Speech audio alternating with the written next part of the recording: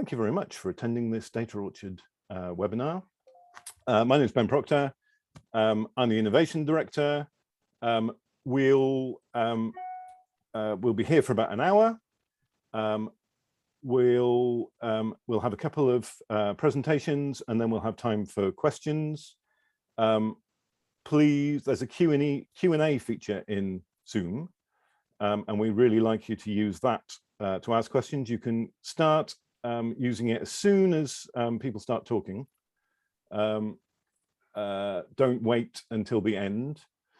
And then when the presentations are finished, we'll have a bit of a discussion and I'll put your questions in the order in which they have appeared in the Q&A session. Are you still seeing my slides? Because I've lost them completely. There we go. Yes. Yes, so this is a helpful graphic that explains what the Q&A button looks like on your screen. There's also a chat function. People are already starting to use that. Please do use that to say hello to people, to share resources, or just generally chat. It'll be a bit hard for me to keep track in terms of questions, so please do use it. If you've got a question, please do put it in the Q&A. We're nearly at the bit that you came for. So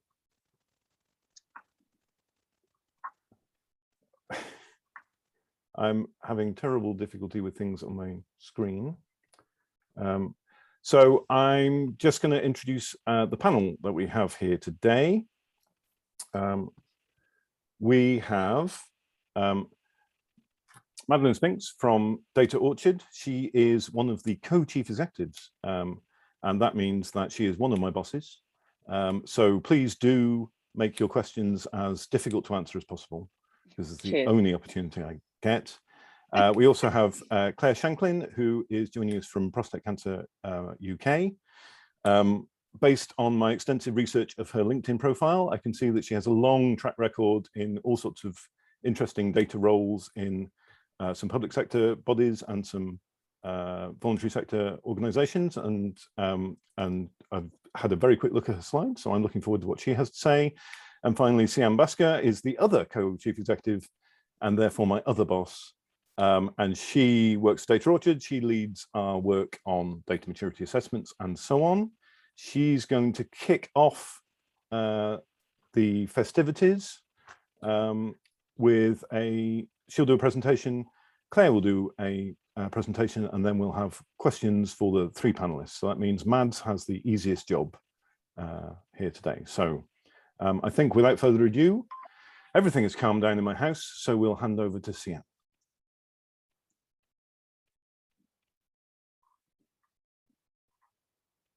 Who is on mute.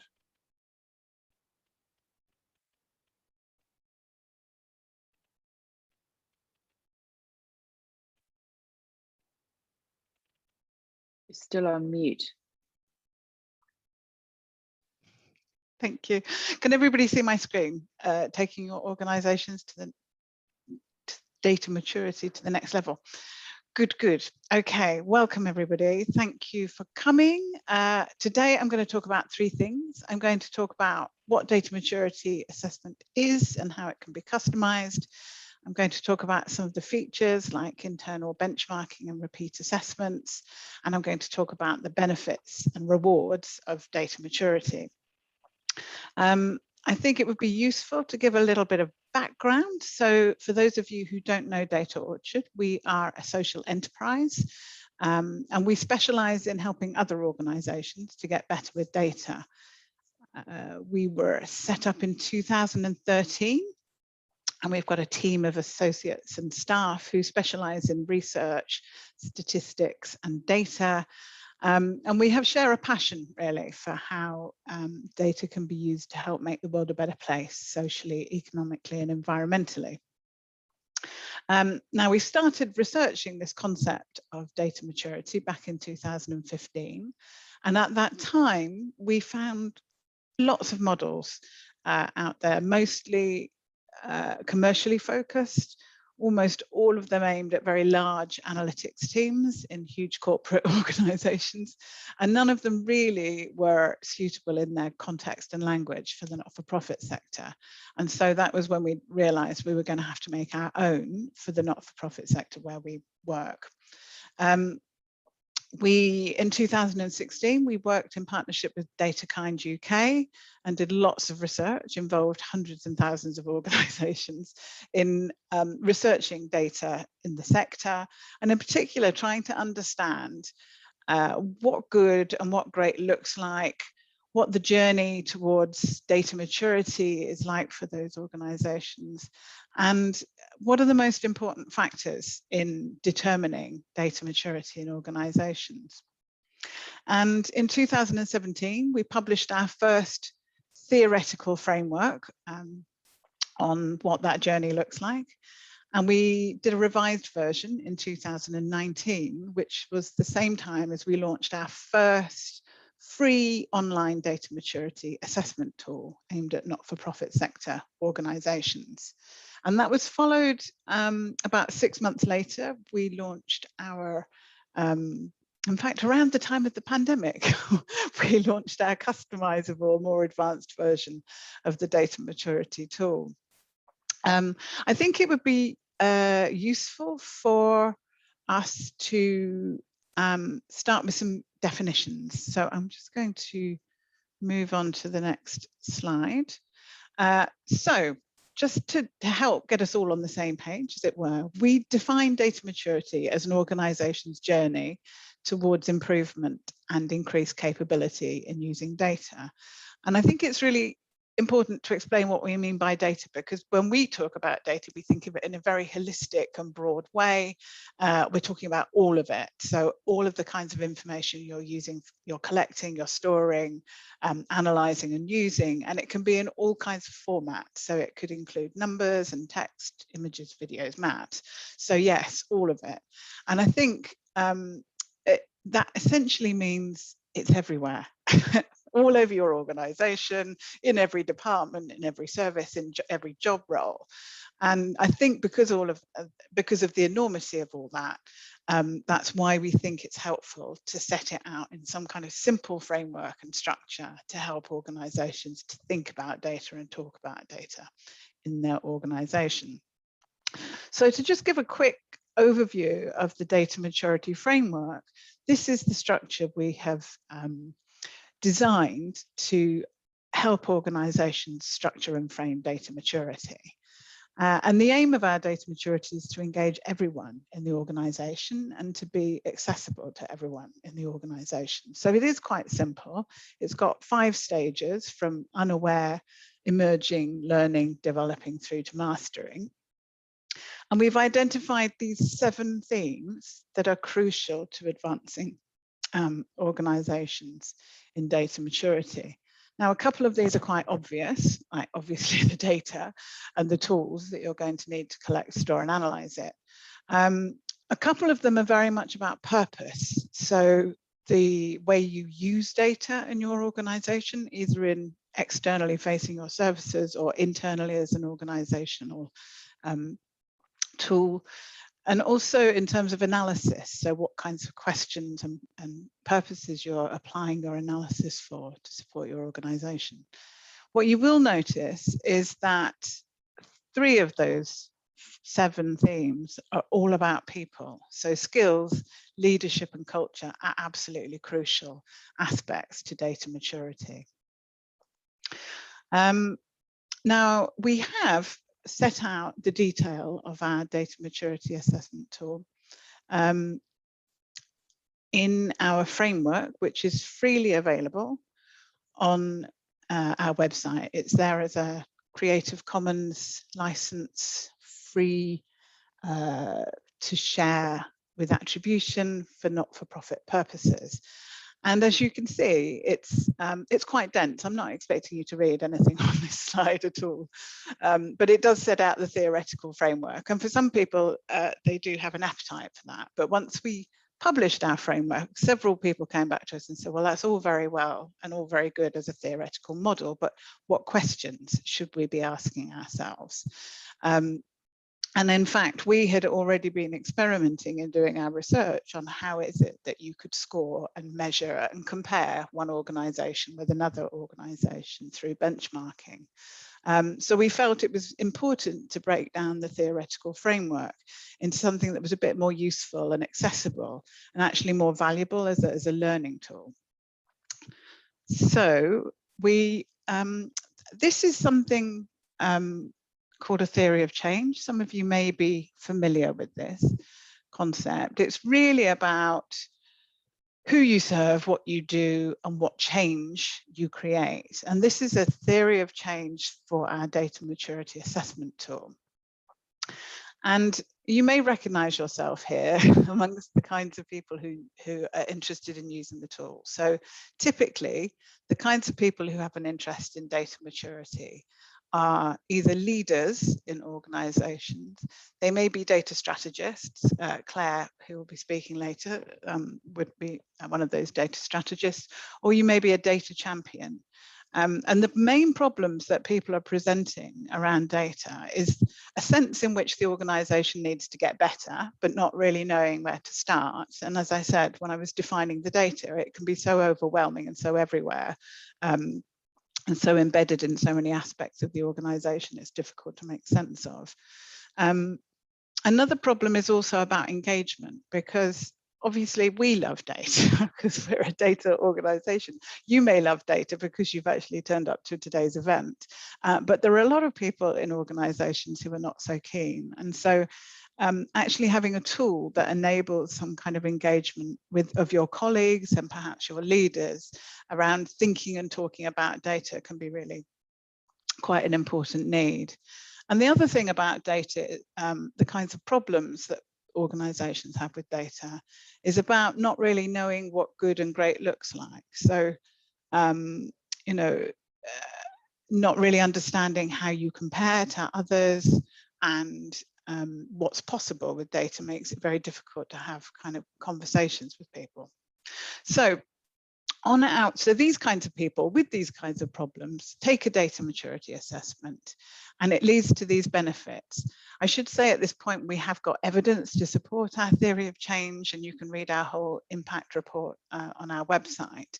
But we're really excited to see that these are very strongly evidenced, these immediate benefits. So the first one is very much around learning, that it increases understanding about data maturity and what are the important factors and questions in that.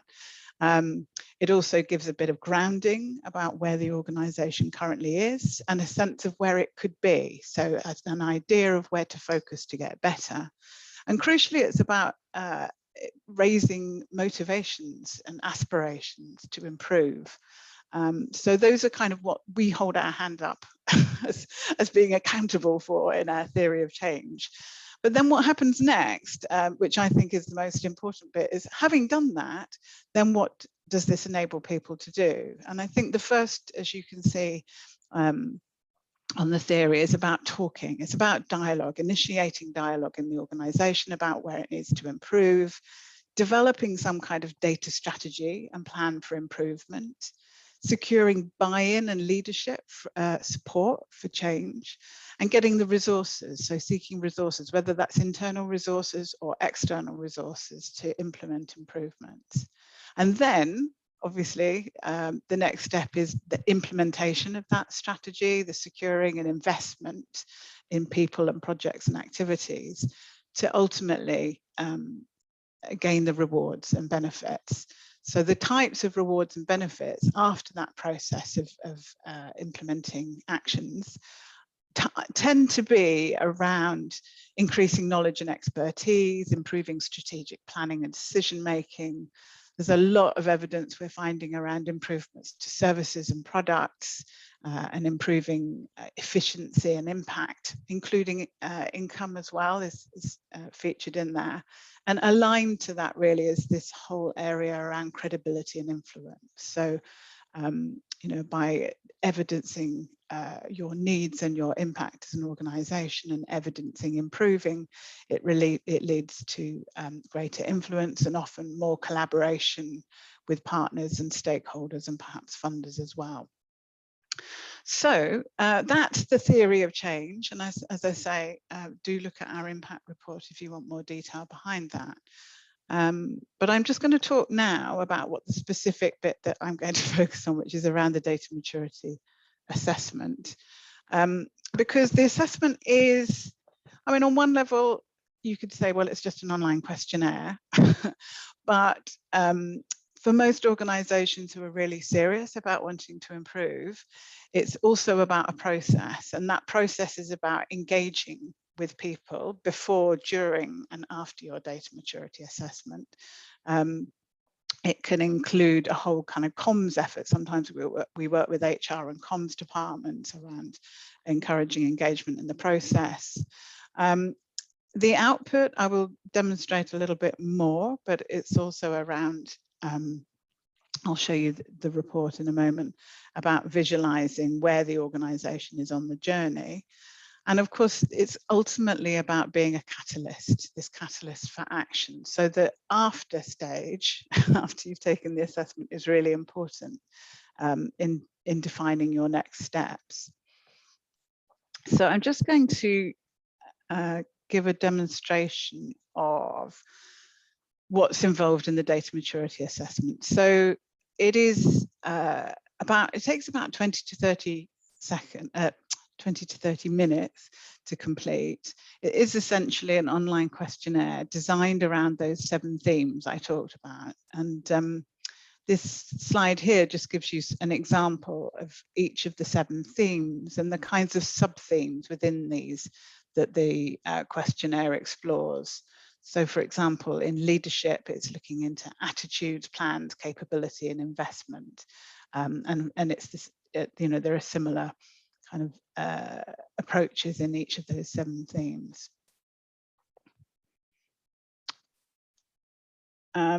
This is just a slide to sort of set out what we have available. So there are different products available. We have a very quick 5-minute taster version of the assessment.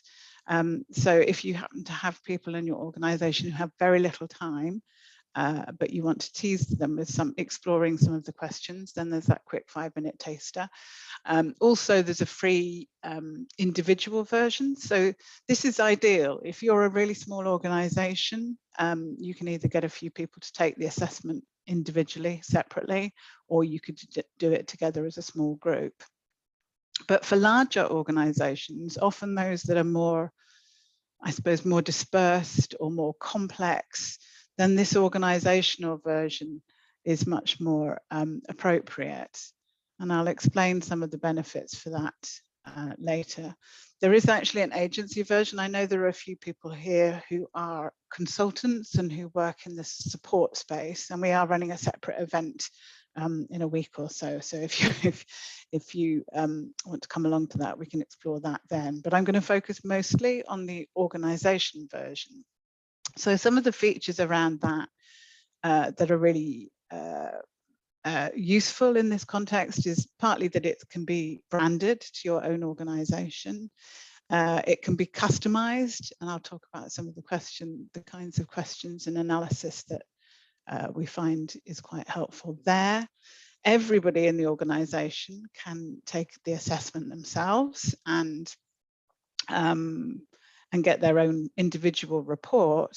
But crucially, all of those individual reports are brought together in a customized dashboard for the organization where you can combine those responses from that and give a whole perspective. And this tends to be more accurate than the individual assessments because it takes account of this, I suppose, this concept that everybody has a different role in the organization and a different perspective on data. And so not everybody in the organization is going to be able to answer every question, but you hope that at least someone will know the answer to the questions. And it's really about balancing the different perspectives and engaging and listening to and involving all the different voices. And then a final thing is that we do return a copy of your data, response data, back to you, either anonymized or non-anonymized. And all of that data gets used for our state of the sector research and benchmarking, which again is all completely anonymized. So Here is an example. Let's assume that you and lots of your colleagues have taken the assessment. Here's an example of the organisation report that you will get. So this organisation has, whoops, sorry. Sorry, gone back. Jumped forward there, I apologise. So this is an example of a report that's been completed by 133 people from the same organisation. Overall, those 133 people have scored the organisation in the developing stage. So actually they're relatively advanced. Only about 1 in 3 organisations are at the developing stage in our whole sector analysis.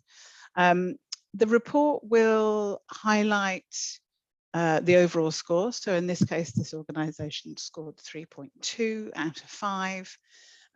It highlights where the organisation is strongest. So in this sample case, the organisation is strongest in users, data and culture. And it also indicates the priority areas that you're likely to need to focus on. So again, in this case, it's proposing the organisation should focus on analysis tools and skills. And then of course, it gives you each of those 7 themes, and you can drill into those themes. Like for example, here by drilling into analysis, it will give you the overview. It turns out this organisation is absolutely bang on with the benchmark. So it gives a score. It says you're in the learning stage.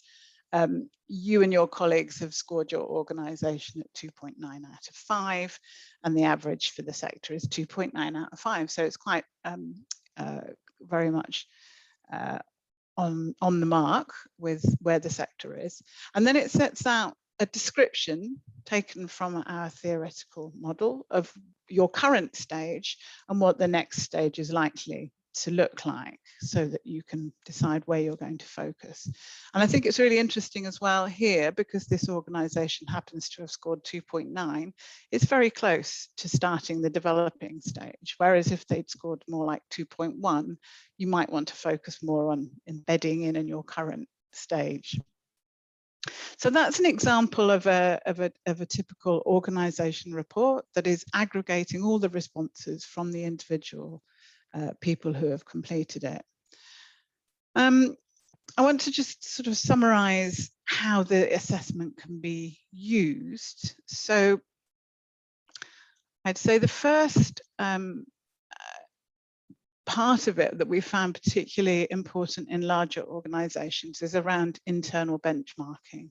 And so part of the customisation might be around looking at particular teams or services or the variation within the organisation. And of course, you'll find across an organisation, particularly large and very dispersed ones, that you'll have some real leaders and laggers in the organisation around data maturity. So it might be of interest to you to just do some kind of geographic or departmental kind of analysis and use one of your customised questions.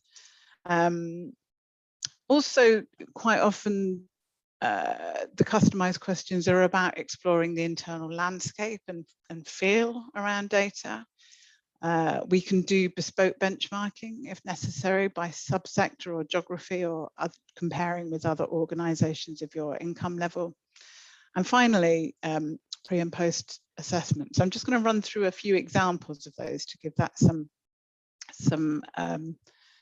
a bit more of a demonstration. So I mentioned about getting that sort of feel. This is actually where a couple of organisations have used a question about what kind of words describe how people feel about data in the organisation. And you can see the kinds of things people say give a real sort of flavour, sort of more of a qualitative feel. But this organisation, this is 2 different organisations. The organisation on the right seems to have much more of a focus around security and protection and confidentiality.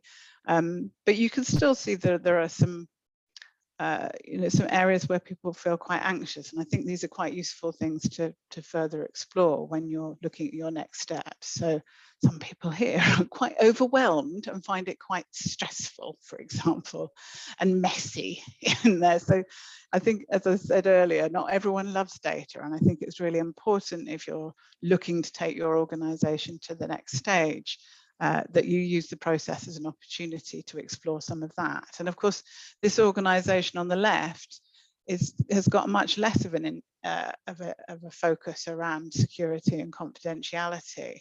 And you find, whilst they do think it's useful and important overall, you can see there's a lot of frustration, necessary evil comes up, tricky, so it can be both positive and negative. And I think sharing perspectives is a really important aspect of the journey. I mentioned earlier about internal benchmarking. So this is a sample case where you may or may not be familiar with this type of chart. It's called a box plot, and what it does is it sets out the range of responses from one end to the other, and then the central bulk are in the coloured box in the middle, and the black line here on each of them is the median. So half are above it and half are below it. And what this sort of is useful for when organisations are comparing their data maturity is for picking out where different perspectives, where there are leaders and laggers, and that really is a conversation starter. How come service 1 is actually way out here? Service 2 seems to have a huge variety of opinion and is overall much further behind, for example. So there's all kinds of things you can be curious about in your internal benchmarking, and that can lead to some interesting conversations about identifying good practice and where the organisation needs to improve.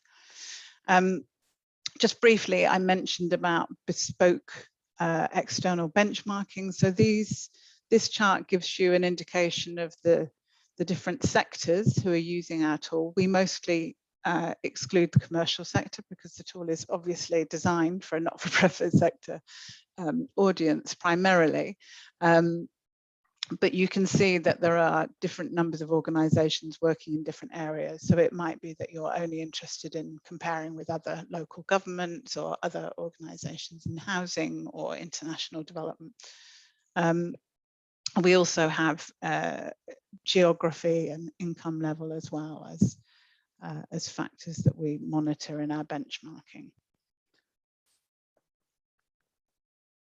So I wanted to talk about repeat assessments because I think this is one of the things I find most interesting and useful about data maturity assessment. So this is the results of an organisation's data maturity assessments conducted in 2018 and 2019. It is in fact a cancer support charity that we worked with during that year. And the blue indicates the baseline assessment. So this is a radar chart, and each score for each theme is marked out in the blue. And you can see here at their baseline assessment, they were very low in tools and skills, and that's where they decided they were going to focus on. Meanwhile, they were quite high in users and in leadership. So they had some real strengths there as well, but it was definitely the skills and tools that they decided to focus on. And then 12 months later, at the end of our period of support, they did a reassessment to see what progress had been made. And you can see they had made progress considerably in skills and some in tools. Interestingly, also a little bit in culture. And curiously, actually, uses had come down. So it's not necessarily always a linear journey. And arguably, the increase in knowledge may have been what meant that they actually reassessed differently a year later. But we have been tracking this and some other organisations over time as well. And what we were interested in is, has that momentum been continued? And so we reassessed them again in June 2020. by which time they'd had time to implement some of the recommendations from our work and also some of their changes and plans that they had devised themselves. And you can see there's a real growth in that year. And again, we've just measured them again for the 4th data maturity assessment, which now looks a bit noisy on that chart. So I'm just going to compare their starting point, which was back in June 2018, with where they scored themselves just now back in June this year. So you can see there's been a continued momentum. Interestingly, the 2 areas that they were strongest in the beginning are still sort of under scrutiny. And I think that's the thing about it, is that each time you assess, it's an opportunity to understand where you are and think about what your next steps are, and to focus on what your priorities are for moving, reprioritize and refocus your goals. I'm going to just finish with one last slide before my sign off, which is just, these are a range of different organizations, anonymized into being this organization, that organization, and another organization. And again, these are before and after assessments. And you can see each organization has different strengths and weaknesses. It's not the same story for every organization, and it's a big picture. So often, by just focusing on 2 or 3 key themes, an organization may gain benefits in other areas as well. But it does help them to focus on goals. And I think the stories and journeys and impacts are different for every organization, but in various ways, they all benefit ultimately in improving their data maturity around more efficient and effective services, better decision making, improved outcomes and impact, often alongside increased income and credibility and influence. So I'm going to finish with my last slide of what you can do next. Please do join our mailing list. We have a monthly light touch newsletter, which puts on some tools and tips and tales around data for good. Do try the free data maturity assessment. If you haven't already done it, then you can take the assessment for free and get a real feel for the kinds of questions involved. If you're interested in taking an organizational data maturity assessment, there's a form you can fill out to book a call, and we'd love to talk to you and your colleagues in more detail about the process. And finally, just explore the resources. We're really pleased to be able to share so many positive stories and case studies of organizations. And yeah, do get in touch and please do engage in what seems to be a growing community of non-profit people in the data maturity space. So I'm going to stop there and hand back to Ben and Claire, I think, next. Thank you. Okay, thank you very much for that. Don't forget, we will have a little bit of time for questions at the end. So please do, if anything occurs to you, drop them into the Q&A. We're going to ask Claire to give us a bit of a real world presentation now. Excitingly, I'm going to be driving the slideshow while Claire speaks. She will need to remember to unmute. I've never done this before. There's every chance I will do it very badly. So here we go. Hi everyone, so I'm Claire Shanklin and I'm from Prostate Cancer UK. As has just been explained, we've recently done a data maturity assessment, so it's literally pretty hot off the press. So I was asked to come and share my experiences, the organisation's experiences with you today. So firstly, why would we do a data maturity assessment? Could we go to the next slide, please, Ben? So essentially, we are, my post is brand new in the organisation. I joined in June, and basically my task is to do a data strategy for the organisation. So data maturity assessment is really important in understanding where the organisation is now, because I was completely new to the organisation. I think it'd probably be worth doing even if you're not new to the organisation, because it's about understanding every part of the organisation and where people are now. So it's a really important part to build the strategy and roadmap to improvement. Not the only thing that you can use, obviously you need to do the rest of the information gathering as well. It also gave us a starting point for discussions and how to engage the organisation in the data strategy, because I think for a lot of people, data strategy is, they don't really know what it is, and it's actually quite difficult to engage people. And also it's kind of the first step in introducing and showing that data is everybody's responsibility, which obviously can often be an issue, especially if not everybody is completely involved in it at the moment. So it's a really important first step for that. And lastly, to give us a baseline to measure improvements year on year, because obviously we want to see that the investment we've made in, for example, my role, any of the other investments the organisation makes is worth the investment. Can we have the next slide, please, Ben?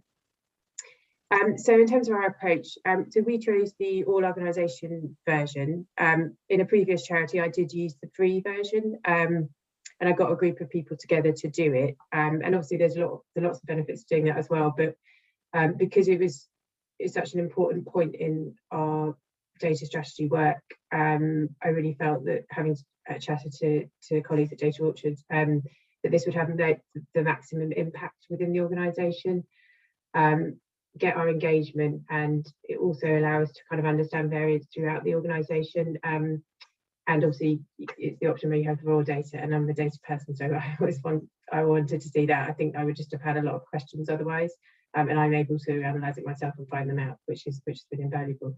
So we chose 2 custom questions because we wanted to gauge specifically around how we're using data for decision making.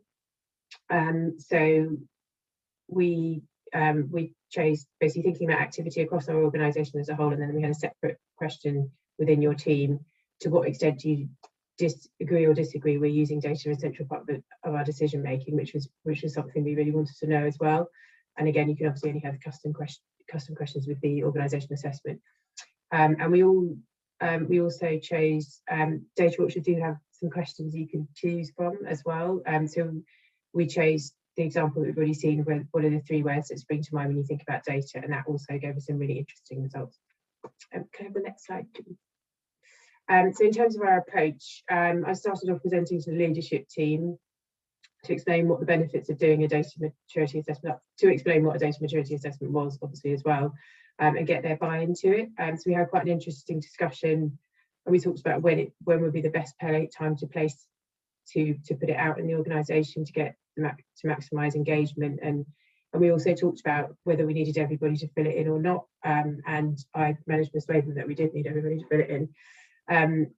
And so I also got support from internal communications on how we could maximise our engagement, use of intranet, all staff meetings, etc. So I started off with an introductory blog to explain what the assessment was and why it was really important that everyone participated in it, and then launched the assessment in an all staff meeting, and immediately following that, people received their email with their individual links. We initially had it for 2 weeks, and then midway through assessment, I did another blog, which was 5 reasons why you really need to fill in this assessment. So I basically, kept hassling people to fill it in, because I just wanted the organisation to get the absolute most out of it. And in the end, we extended the 2-week period to 3 for maximum participation. Can I have the next slide, please? And in terms of the results, so we got, in the end, we got 57% of people to fill it in. I did use there's a while people are filling it in, you can see how many people have filled it in, and I got a Data Orchard sent me a weekly set of the data, so I could see what departments people were from, so I could make sure we had a good spread, which is also really useful. So in the end, we got 57%, which I'd originally aimed for more, but to be honest, we had a good spread of people throughout the organisation, so that was fine. And the headline finding basically shown us what areas should be prioritised and where our strengths were. In some ways, that kind of confirmed what I already thought, particularly in terms of the areas we needed to improve. but it obviously gave that extra evidence that's not just my opinion, which is really important. In terms of the custom questions, we've got some real insight into the variance between teams and individuals and where we think support is needed. And at a high level, I'd say we now have a good sense of where we are and where we need to get to. And as we drill down more into the data, we will discover more about what we need to do next as well. And on a personal level, I was brand new into the organisation in June. Obviously, most people are working from home, so now due to this and all the many reminders people had about filling in the assessment and my various blogs, everybody knows who I am and what I'm doing, which is actually really important for an organisational role. Can I have the next slide, please? So in terms of our headline findings, we scored ourselves at 3.1 on the 5-point scale, which is in the developing stage. So we're above the baseline. We scored highest in the tools and uses themes, which I expected tools to figure quite highly, because we do have some quite cutting edge stuff within the organisation. It's a real mix. But in terms of skills, culture, and leadership, there are main areas for improvement, and I think that is that fits with other information that I've gathered in the organisation. But it's good to get the confirmation of that. There was a really wide range of scores ranging from 0.8 to 4.9. So we can see that it significantly differs across individuals. The 4.9 was actually a brand new person to the organisation who obviously didn't really know and was very rose-coloured about it. So I removed that in terms of they didn't have a very good sense of what was actually happening in the organisation. They'd only been there for like a week or something.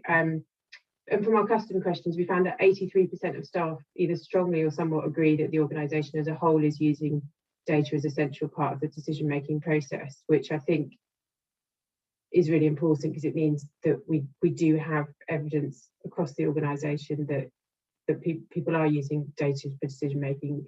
Now we need to find out what data they're using and how they're doing it and what support they need with that. And generally, teams felt that data was being used more effectively in their team for decision making than in the organisation as a whole, which suggests actually that people just don't know what's happening in the organisation as a whole. So it suggests we need more transparency around showing how we are using data and backing that up when we announce decisions in the organisation. Can I have the next slide, please? Sorry, yes, so what I just said there, we needed greater transparency and more robust processes around decision making and where we're using evidence which will really promote people's organisation. We know we're using data to make decisions in some areas, not all, but staff often aren't confident that it's the right data or how they should be interpreting it. Particularly from the 3 words about data, we picked up that staff feel intimidated and some staff feel intimidated and overwhelmed by data and need support in navigating the systems and data sets we have. We need specific training and documentation on our systems, plus support with wider data literacy and support with deriving insight from the data we hold. So there's some really clear things there, like, for example, we don't have a data asset register. People can't see who owns which data set, and they can't automatically get that information. They don't have a sense of the data in the organisation. So it's not a quick fix, but it's something that can be done quickly.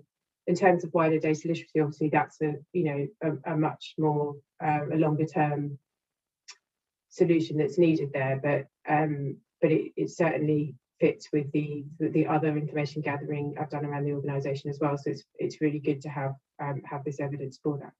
Can I have the next slide, please? So in terms of how data maturity assessment is going to fit into what I'm doing more widely, since I've been in the organisation, I've done stakeholder interviews. I've obviously looked at our data landscape, gathered as much information as possible, and looking at obviously our objectives for the organisation, business goals overall. These things are helping me to develop the data strategy goals. But the data maturity assessment is a really important part of that, because it gives us what the perception is, which I think is really important in terms of knowing what people actually want from the data strategy and how they could best be supported. And so from that, we're able to start with our list of priority projects because there are things that urgently need to be done alongside a wider building general data culture and skills throughout the organisation. Could I have the next slide, please? So in terms of my next steps, so I've literally just finished analysing the data. So I've been talking to a number of individuals in the organisation about my findings and kind of testing those out. So I'm going to present the analysis to the leadership team and identify our key areas for improvements. Identify a range map of priority projects for the next 6 to 9 months. Agree and resource that prioritised list of projects. So this is obviously, having got to this point, I've got the evidence, particularly with the assessment, to show that this is where investment is needed. This is where we're going to need internal resources. This is where we might need external resources. And alongside that, I can plan our data strategy for our longer term approach to cover all of the themes. So it really, for me, it's been really useful in terms of my understanding of the organisation and people's views of data, how they feel about it, what they want, what would make things better for them. But also as a communication tool, I think that's been really important because it's enabled me to really kind of start conversations, particularly now I have this data set where I can say, well, this directorate said this. So what I'm trying to find out is, how that fits in with the rest of the organisation. So it's been really valuable. So if that's what you're looking to do to set up a data strategy, I think this is a really useful tool in order to do. Thank you. And if anybody wants to ask me any questions separately afterwards, obviously you're more than welcome to do that. Please feel free to get in touch. Thanks very much. Okay, thank you very much. We have just a few minutes left for some questions and discussion. There is one question in the Q&A, and I will come to that in a moment. But if you do have any questions, submit them now. But I'm going to first use Chair's prerogative to ask my own question. First, I'm going to bring Mads in, and then Claire and Sian can join in afterwards if they have anything. So I think Claire has kind of indicated the sorts of next steps, but you've used data maturity assessment with a range of organizations as part of a whole set of work to help them get better at data. So for the audience here, who presumably want to get better at using data, what are some sensible things that you would do or they should do that you've seen work? Well, in terms of with the data maturity assessment? Well, let's take it as read that okay. Everybody here is going to do a data maturity assessment. They've been persuaded. What else should they do? Yeah, I think what I found, and it's working with public sector organisations and large charities recently, is that it's a really useful tool to start a dialogue about data in the organisation. So fairly typically you'll find that someone who's really excited about data and can see the potential about data is frustrated about why the organization isn't able to move forward. So they want the data maturity assessment to help them to do that. And what is particularly insightful, I think, with the organizational assessment, is being able to drill down and look at the divergence of opinion across the organization, because you'll have some people who are really excited and comfortable with data, but you'll have a lot of people who are sometimes even terrified of data, or it's just seen as a pain. It gets in the way of actually getting the work done, whether that's rescuing pets or helping people with autism or delivering public services. So I think it's really useful to enable conversations across the organization. So you can use the results to, well, first of all, as Claire said, you can actually use the process as a way of starting to engage people and then keep the momentum going with, as Claire's been doing, talking to people, but also we tend to then run workshops with people to discuss the results and say, is that your perspective, or can you give a bit more detail? But your leadership team is fairly key in all of this, to drive that engagement with the assessment as well, so that you can get as a bigger range of opinion across the organisation as possible. And everyone's got slightly different approaches. Some people like Claire, you know, they've asked for everyone's responses. Another organisation I've worked with have done a stratified sample and just targeted and made sure that there were people from those different departments who were sent the responses. But I think that trying to get as many people is the key thing. I hope that answers your question. Anything to add quickly, Sian or Claire? It's fine if you haven't. I would add quickly just on that note about engagement around the different approaches. So as Claire, I mean, I'm just amazed that Claire was disappointed at her 57% response rate. It's amazing. As a proper data hound for the amount of data, because typically you probably only get in a sort of staff survey, maybe 20 or 30% response rate is fairly good. So I think having a champion in-house who's really pushing and engaging people is really important. And I think also there are different kinds of approaches. So for example, we recently worked with Kent County Council. They've got like 10,000 staff. They chose a different approach where they did a very targeted approach with particular services, and in fact chose to do their data maturity assessment live with their leadership team. So, and to just do, so people came onto a meeting, had data maturity explained, went off and took their assessment, and then talked about it immediately afterwards whilst they'd still got it in their heads. And I think, you know, there are different approaches that suit different teams in different way, different organizations differently. Okay, that's excellent. Luckily this rolls on to a question for Claire that is in the chat, so I'm just going to pose that. So Robert Steele says it was very useful case study. He's actually trying to slip several questions in the same in one, but we'll go for you opted to host the data maturity assessment for all staff to respond, and he's interested in what was your thought process of doing it that way rather than targeting specific stakeholders. So we did discuss kind of both options of what would be best, and obviously Data Orchard provided me with some advice as well. So basically Prostate Cancer UK is about 170 people, so it's not absolutely huge, and I think we decided that having that the ability to get people involved and show them that they definitely needed to fill it in was so important in terms of engagement. That's one of the reasons we decided to do that. We didn't actually say it was mandatory though, and that was something I discussed with the internal comms team, because we felt that might just encourage people to fill it in as quickly as possible and not do it properly. So I like to feel that everyone who filled it in was kind of volunteer, with a few kind of nudges. But I did halfway through, I did chase up particular teams and said, can more people from your team participate, just to enable me to do the analysis. So I think I'd probably make a decision based on the size of the organisation, but I think getting as many people as possible is you're just going to increase the accuracy because you're going to get more viewpoints in there. Okay, thank you very much. I think we've got time for one question. If it is answered promptly, it's quite a specific question. So I think it's probably going to start with Sian.